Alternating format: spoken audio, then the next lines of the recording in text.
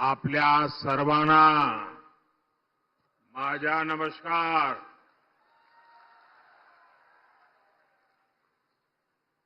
श्री हरि बालाजी महाराज उनकी ये देवस्थानम की पुण्य भूमि, क्रांतिकारियों की, वीरों की ये धरती, मैं चिमूर की इस महान मिट्टी को नमन करता हूं.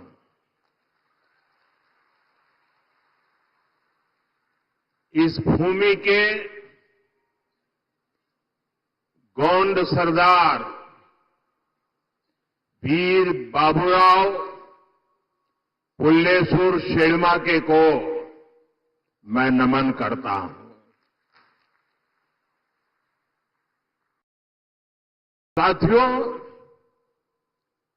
महाराष्ट्र में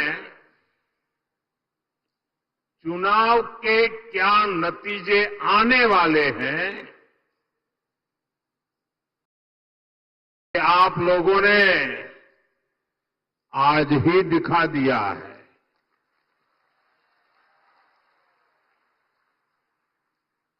ये जन सैलाब बता रहा है कि महाराष्ट्र में महायुति की भारी बहुमत की सरकार बनने जा रही है.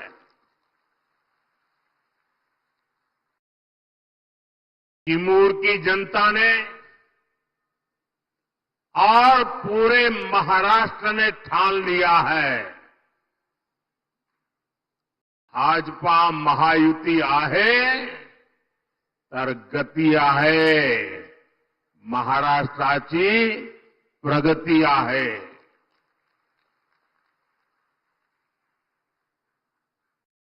साथियों, मैंने सालों तक संगठन में कार्यकर्ता के रूप में काम किया है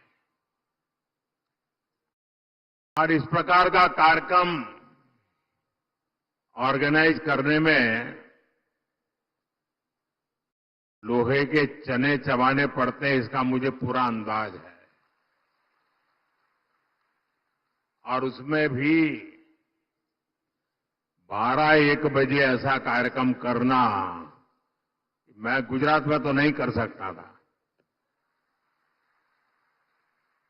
आपने क्या कमाल कर दिया है जी. जहां भी मेरी नजर पहुंच रही है, लोग ही लोग नजर आ रहे हैं और ऐसा लग रहा है जैसे केसरिया सागर लहरा रहा है.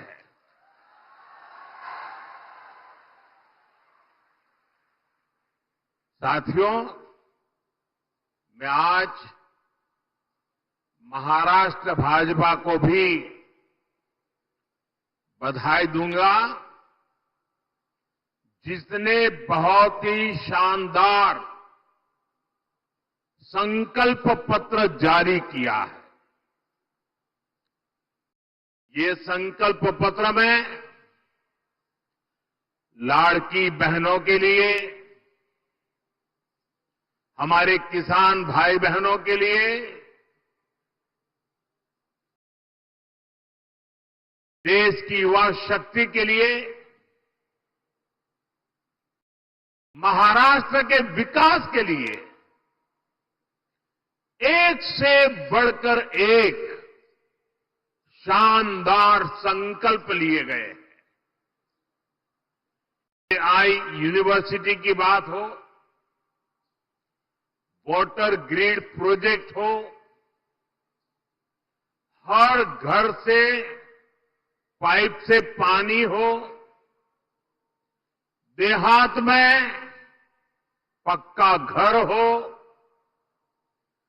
डिजिटल कनेक्टिविटी को बढ़ाना हो, इसमें महाराष्ट्र के भविष्य को उज्जवल बनाने के लिए बहुत सारी योजनाएं और संकल्प की प्रस्तुति है. मैं महाराष्ट्र के आप सभी लोगों को इस संकल्प पत्र के लिए बहुत बहुत बधाई देता हूं। ये संकल्प पत्र अगले 5 साल के लिए महाराष्ट्र के विकास की गारंटी बनेगा। साथियों, महायुति के साथ साथ केंद्र में एनडीए की सरकार यानी महाराष्ट्र में डबल इंजन की सरकार यानी विकास की डबल रफ्तार। महाराष्ट्र के लोगों ने पिछले 2.5 वर्षों में विकास की इस डबल रफ्तार को देखा है। आज महाराष्ट्र देश का वो राज्य है जहां सबसे ज्यादा विदेशी निवेश हो रहा है। फॉरेन डायरेक्ट इन्वेस्टमेंट, यहां नए एयरपोर्ट बन रहे हैं, नए एक्सप्रेस वेज बन रहे हैं। आज महाराष्ट्र में करीब 1 दर्जन वंदे भारत ट्रेनें चल रही है। राज्य के 100 से ज्यादा स्टेशनों का कायाकल्प किया जा रहा है। राज्य में कई रेल मार्गों का विस्तार हो रहा है। साथियों, महायुति की सरकार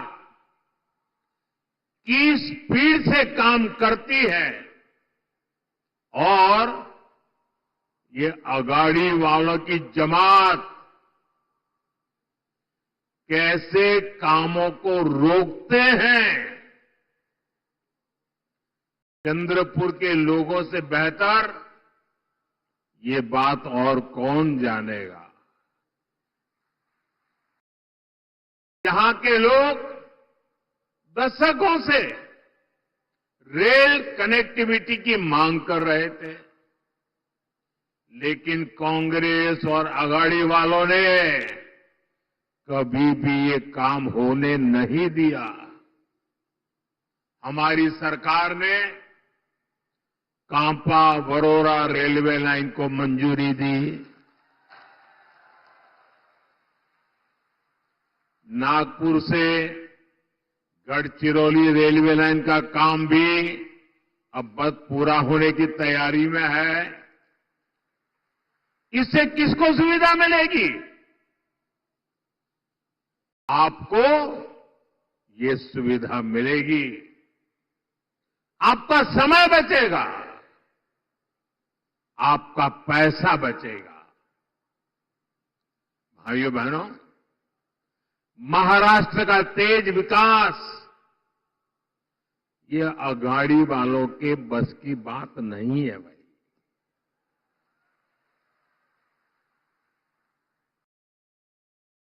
अगाड़ी वालों ने केवल विकास पर ब्रेक लगाने में पीएचडी कर दी है।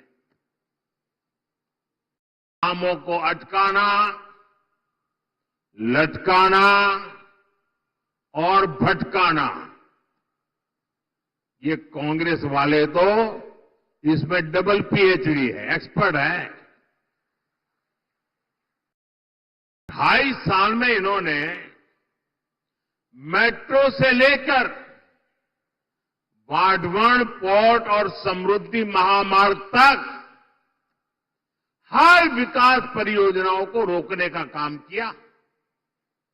इसलिए याद रखिएगा, अघाड़िया ने भ्रष्टाचार के सबसे बड़े खिलाड़ी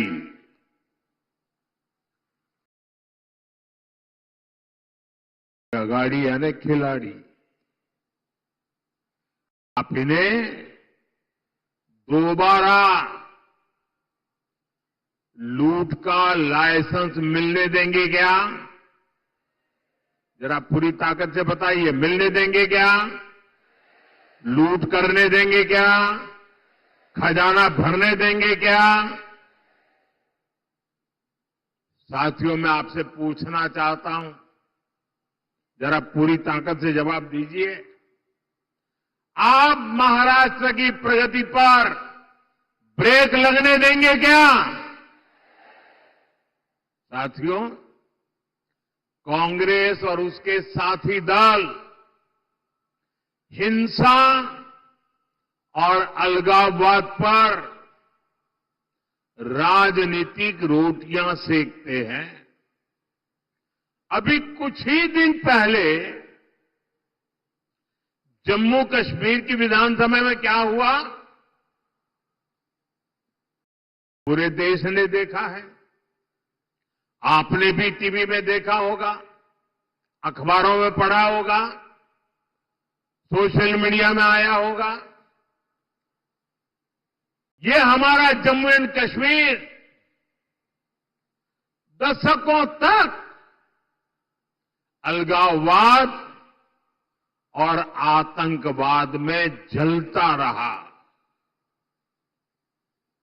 महाराष्ट्र के मेरे कितने ही वीर जवान मातृभूमि की रक्षा करते करते जम्मू कश्मीर की धरती पर शहीद हो गए।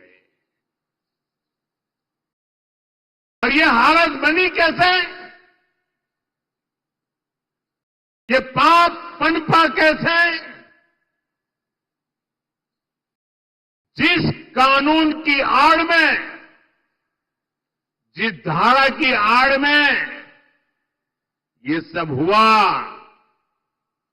वो धारा थी 370, और ये 370 धारा कांग्रेस की देन थी।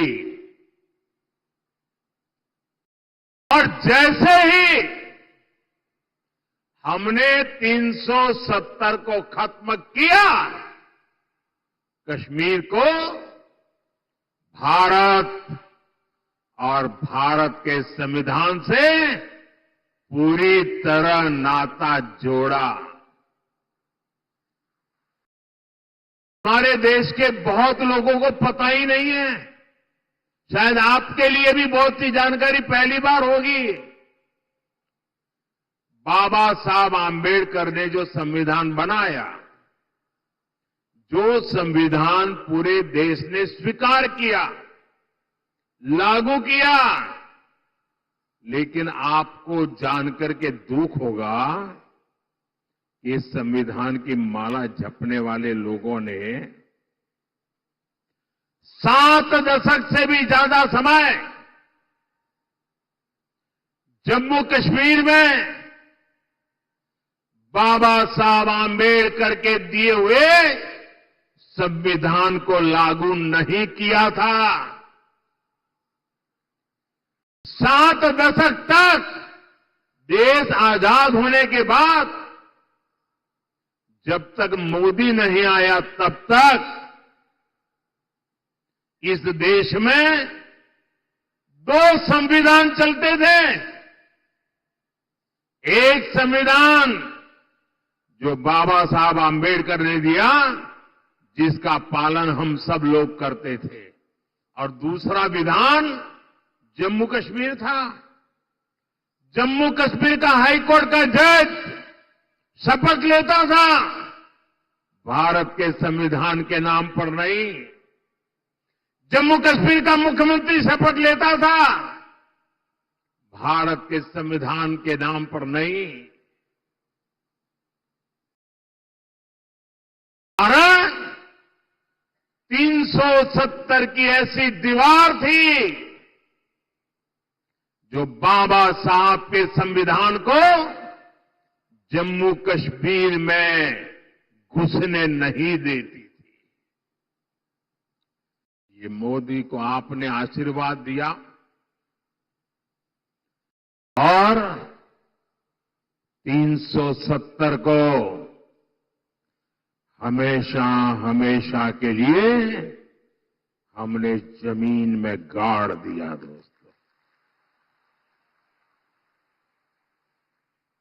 लेकिन कांग्रेस वालों को, उनके साथियों को ये बात पच नहीं रही है और इसलिए कांग्रेस और उसके साथी कश्मीर में फिर से धारा 370 वापस लाकर के लागू करने का प्रस्ताव सदन में लाए हैं, सदन में पास करवा रहे हैं। जरा कांग्रेस वालों को पूछिए, उनके साथियों को पूछिए कि जो धारा 370 खत्म हो गई, जिस जम्मू कश्मीर में भारत का संविधान पैर नहीं रख सकता था, उस जम्मू कश्मीर में भारत का संविधान पहुंचा। क्या आप फिर से इसको रोक लोगे? ये लोग वो काम कर रहे हैं जो काम पाकिस्तान चाहता है। मैं जरा यहां के लोगों से पूछना चाहता हूं, क्या कांग्रेस को ये करने देंगे आप? ये करने देंगे? 370 वापस आने देंगे? जम्मू कश्मीर को हमसे दूर रखने देंगे? उनके और उनके साथियों को सजा देंगे?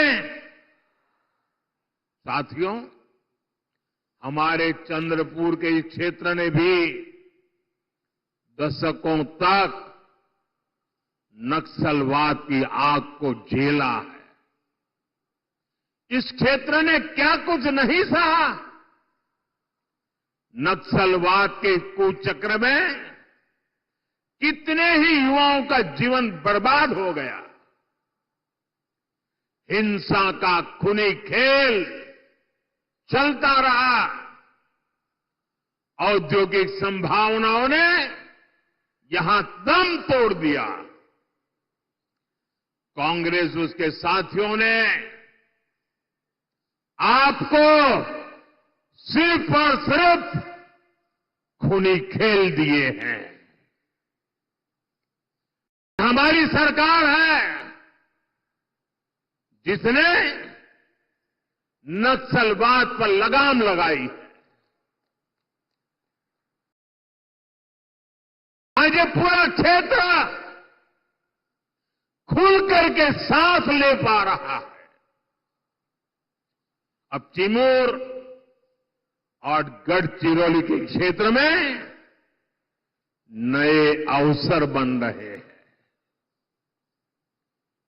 इस क्षेत्र में नक्सलवाद फिर से ना हावी हो जाए,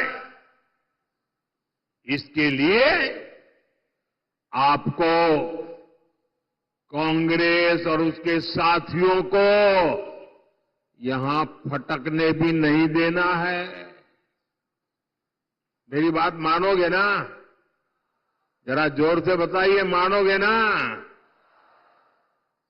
साथियों, बीजेपी और महायुति सरकार हमारा जो सबका साथ सबका विकास का मंत्र है, उसी को लेकर के हम काम कर रहे हैं। मैं गरीब के जीवन की मुश्किलों को समझता हूं, इसलिए आपका जीवन आसान बनाने के लिए दिन रात काम करता हूं। हमारी सरकार में करोड़ों गरीबों को पीएम आवास मिले। हमारी सरकार में करोड़ों गरीबों को मुफ्त इलाज की गारंटी मिली। नई सरकार बनते ही हमने आयुष्मान योजना का लाभ 70 वर्ष से अधिक उम्र के सभी बुजुर्गों को भी दे दिया। हमने गांव-गांव सड़क पहुंचाई, बिजली पहुंचाई, करोड़ों परिवारों को जल जीवन मिशन के तहत पानी का कनेक्शन मिला। अकेले चिमूर में ही 16 लाख परिवारों को मुफ्त राशन मिल रहा है,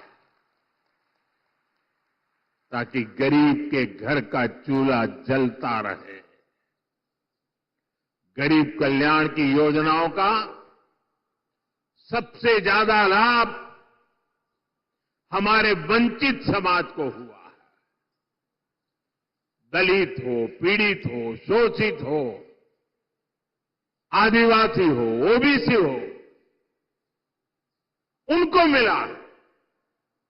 और ऐसे ही प्रयासों से पिछले 10 साल में 25 करोड़ लोग गरीबी से बाहर निकले हैं। महायुति की सरकार इस क्षेत्र में भी गरीबों को मजबूत करने के लिए, उन्हें नए अवसर देने के लिए काम करेगी। साथियों, हमें महाराष्ट्र को समृद्ध बनाने के लिए हमारे किसानों को समृद्ध बनाना है। आज यहां किसानों को पीएम किसान सम्मान निधि का फायदा मिल रहा है। महायुति सरकार साथ में नमो शेतकरी योजना का डबल फायदा भी दे रही है। चंद्रपुर जिले में और इस क्षेत्र में धान की पैदावार भी होती है। आणि तुमच्या चिन्नोरची चव किती मधुर असते। आप सभी को महाराष्ट्र भाजपा की घोषणाएं बहुत मदद करने वाली है। साथियों, हमारी सरकार सोयाबीन किसानों को संकट से उबारने के लिए भी आर्थिक सहायता दे रही है। सोयाबीन किसानों को अलग से 5,000 रुपये दिए जा रहे हैं। महायुति की सरकार ने सोयाबीन का न्यूनतम समर्थन मूल्य 6,000 प्रति क्विंटल करने का भी वायदा किया है। हमने प्याज निर्यात शुल्क को भी कम किया है, ताकि हमारे किसान भाइयों की आय बढ़े। भाइयों और बहनों, महाराष्ट्र में किसानों का कांग्रेस और अघाड़ी की सरकार ने बहुत नुकसान किया है। आपको याद है, अपने शासन में इन्होंने जलयुक्त शिवार योजना को रोक दिया था। महायुति सरकार ने यह काम फिर से शुरू किया। बीते वर्षों में नीलवंडे बांध और कैनाल के काम पूरे हुए। विशाल गोसी खुर्द प्रोजेक्ट भी अब पूरा होने जा रहा है। साथियों, चंद्रपुर के तो बैम्बू दुनिया भर में मशहूर है। ये हमारी सरकार है जिसने बैम्बू से जुड़े अंग्रेजों के जमाने के पुराने नियमों को बदला, कानूनों को बदला, जिसके लिए आपके लिए बैम्बू की खेती आसान हो जाए। गढ़चिरौली और चंद्रपुर में बांस शिल्पकारों की स्किल ट्रेनिंग पर भी हमारी सरकार जोर दे रही है। साथियों, मैं आपको कांग्रेस और उसके साथियों की एक बड़ी साजिश से भी सावधान कर रहा हूं। हमारे देश में आदिवासी समाज की जनसंख्या करीब करीब 10% के आसपास है। कांग्रेस अब आदिवासी समाज को जातियों में बांटकर टुकड़े टुकड़े करके कमजोर करना चाहती है। यहां चिमूर, चंद्रपुर में भी बड़ी संख्या में मेरे आदिवासी भाई बहन रहते हैं। कांग्रेस चाहती है कि हमारे आदिवासी भाई एसटी के रूप में उनकी पहचान खो दें, आदिवासी के रूप में उनकी पहचान खो दें, उनकी ताकत से उनकी एक जो पहचान बनी है वो बिखर जाए। सारे आदिवासी समाज की छोटी छोटी जातियां अपने आप को एसटी के नाते भूल जाए, आदिवासी के नाते भूल जाए, सिर्फ जाति के रूप में याद रखें और आपस में लड़ें, आपकी एकता टूट जाए। ये कांग्रेस का खतरनाक खेल है। कांग्रेस गौंड समाज को राजगौंड से लड़वाना चाहती है, अरग समाज को प्रधान समाज से लड़वाना चाहती है, कांग्रेस पठारी को सरोटी से, हलवा को हलबी से, कोलम को मन्नेर वारलू से लड़वाना चाहती है। आदिवासी समाज जातियों में बटेगा तो उसकी पहचान खत्म हो जाएगी, उसकी ताकत खत्म हो जाएगी। विदेश में जाकर कांग्रेस के शहजादे खुद ये ऐलान कर चुके हैं। इसलिए मैं कहता हूं, हमें कांग्रेस के इस षड्यंत्र का शिकार नहीं होना है, हमें एकजुट रहना है। और इसलिए मेरा तो आपसे एक ही आग्रह है, हम एक रहेंगे तो सेफ रहेंगे, हम एक रहेंगे तो और साथियों, आप जानते हैं, अगर आप एक नहीं रहे, आपकी एकजुटता टूटी, तो सबसे पहले क्या होगा? कांग्रेस आपका आरक्षण छीन लेगी। कांग्रेस के शाही परिवार के हमेशा से ये मानसिकता रही है, कोई देश पर राज करने के लिए पैदा हुआ है। आजादी के बाद इसलिए ही कांग्रेस ने दलितों, पिछड़ों और आदिवासियों को कभी आगे नहीं बढ़ने दिया और आरक्षण से दलितों, पिछड़ों और आदिवासियों को आगे बढ़ाने का मौका मिलता है। इसलिए ही कांग्रेस आरक्षण से चिढ़ती है।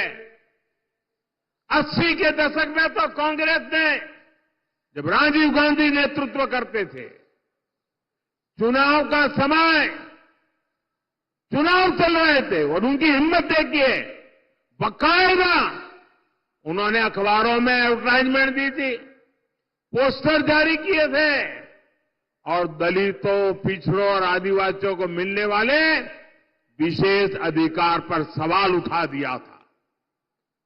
अगर आप सोशल मीडिया खोजोगे तो ये सब मिलेगा। और मैं तो यहां के पत्रकारों से आग्रह करता हूं कि जरा 84 की एडवर्टाइजमेंट खोल करके निकाल के दिखाइए इन लोगों को, कैसा पाप किया इन लोगों ने। कांग्रेस तब दबंगों की भाषा बोल रही थी। कांग्रेस ने तो तब भी एक तरह से कह दिया था कि आरक्षण की कोई जरूरत नहीं है, ऐसा कांग्रेस वाले बोलने की हिम्मत करते थे। आज भी कांग्रेस दबंगों की भाषा बोल रही है कि दलितों, पिछड़ों, आदिवासियों का आरक्षण खत्म कर देंगे। इसलिए आपको कांग्रेस और उसके साथियों से सतर्क रहना है। साथियों, हमें चंद्रपुर और महाराष्ट्र के विकास अभियान को और तेजी से आगे बढ़ाने की जरूरत है। ये काम केवल और केवल महायुति सरकार ही करेगी। मेरी अपील है, आप महायुति के उम्मीदवारों को भारी बहुमत से जिताइए। और साथियों, इतना बड़ा जनसैलाब इस बात की गारंटी बन जाता है कि यहां सबकी सब सीटें आप जिताने वाले हो। आप सभी इतनी बड़ी तादाद में हम सबको आशीर्वाद देने के लिए आए।